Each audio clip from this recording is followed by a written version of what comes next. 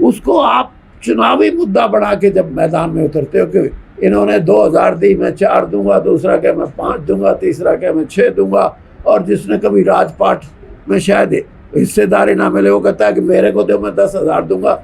ये चीज़ें यानी आर्थिक दृष्टि से आप वोटों को लुभावनी बात करके वोटर को ये बात करते हो जिसकी प्रजातंत्र में वो बातें चल रही हैं, लेकिन नए सुझाव उसमें क्या हों जिससे कि गरीब वर्ग को आर्थिक समृद्धि मिले, वो चीज़ है सबसे बड़ी बात।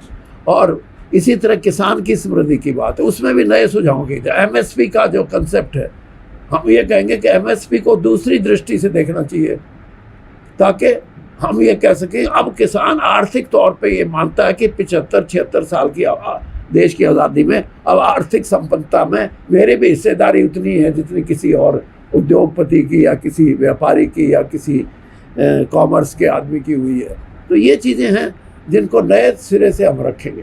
सर, पार्टी में रहते क्यों नहीं उठा पाई इन बातों को? ये कांग्रेस ने एक तरीके से ये दिखा दिया कि अब हमने कांग्रेस पार्टी को हुड्डा की झोली में डाल दिया। अब हुड्डा का एक्शन क्या होगा?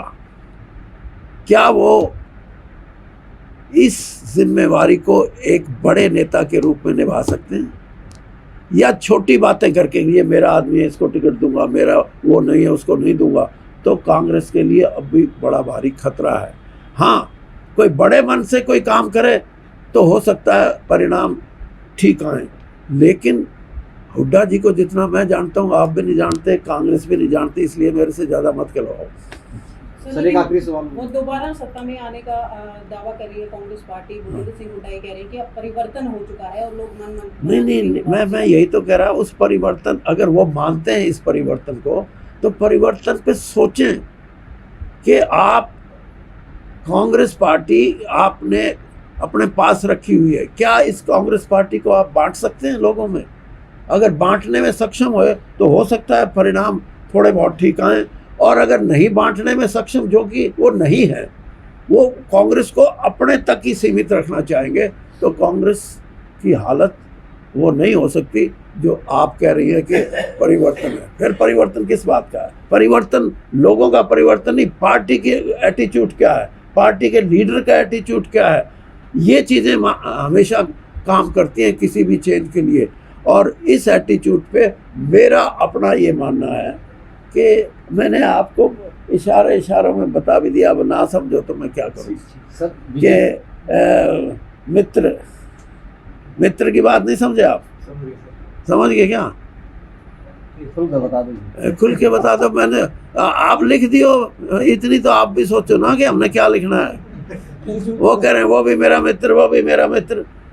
तो भाई कांग्रेस पार्टी को इन बातों को सोचना चाहिए कि कांग्रेस पार्टी बीजेपी से लड़ाई लड़ रही है, और बीजेपी आज वो पार्टी नहीं है जो आज से 10 साल पहले थी। बीजेपी एक सशक्त पार्टी, सक्षम पार्टी, और बीजेपी चुनाव जो लड़ेगी वो जीतने के लिए लड़ेगी। कोई ये ना समझे कि कोई किसी से अंडरस्टैंडिंग करके चलो हमारी 30 सीट आती है तो 15-13 आ जाए, तो ये नहीं है। बीजेपी चुनाव लड़ेगी जीत के लिए, और इस जीत को हासिल करने के लिए वो ज़्यादा सशक्त है और ज़्यादा उनकी कैपेसिटी है, मतलब जो उन पे हथियार ज़्यादा हैं। और 2 तारीख की रैली को लेकर न्योता देने के लिए पहुंचे हो, क्या कहेंगे, किस प्रकार की रणनीति जो है आप बनाई है हरियाणा की नई राजनीति के लिए? देखिए, एक तो 2 अक्टूबर को महात्मा गांधी जी का जन्मदिन है, लाल बहादुर शास्त्री जी भी उसी दिन उनका भी जन्मदिन है, और महात्मा जी 20वीं सदी के हिंदुस्तान के नहीं दुनिया के सबसे बड़े लीडर हुए। मैं कम से कम 56 देशों में गया हूँ, उसमें से 40 देशों में जहाँ भारतवासी भी नहीं है वहाँ भी उनके मूर्तियाँ लगी हुई हैं। और ये दूसरी बात मैं ये करूँ कि वो रैली नहीं, वो सम्मेलन है, उस सम्मेलन में वही आदमी जाएंगे जिनसे हम कुछ ऐसे विषय हैं, ऐसे मुद्दे हैं जिनको लेके हम उस रैली के अंदर अपने जो ख्याल हैं, जिनको हमने ठीक समझा है, गरीबी पे, बेरोजगारी पे, भूखमरी पे,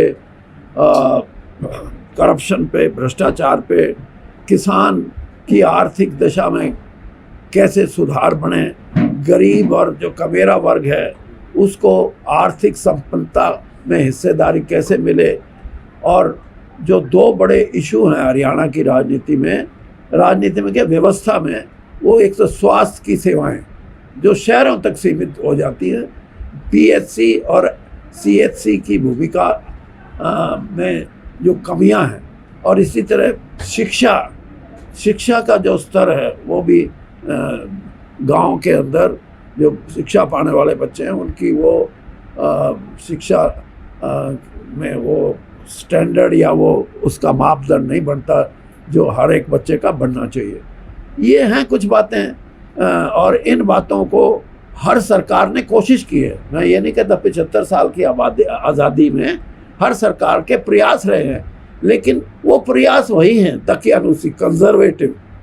अब उनमें कोई नई सोच पैदा करने की बात है, और नई सोच पैदा करने में जो राजनीतिक दल हैं वो अपनी वोटों से हटके, अब जैसे मैं ये कहता हूँ कि आप ओल्ड एज पेंशन की बात करते हो, ओल्ड एज पेंशन एक बड़े आदमी को सम्मान की दृष्टि से दी जाती है, ना कि उसको ये आंक के कि ये कितना गरीब है या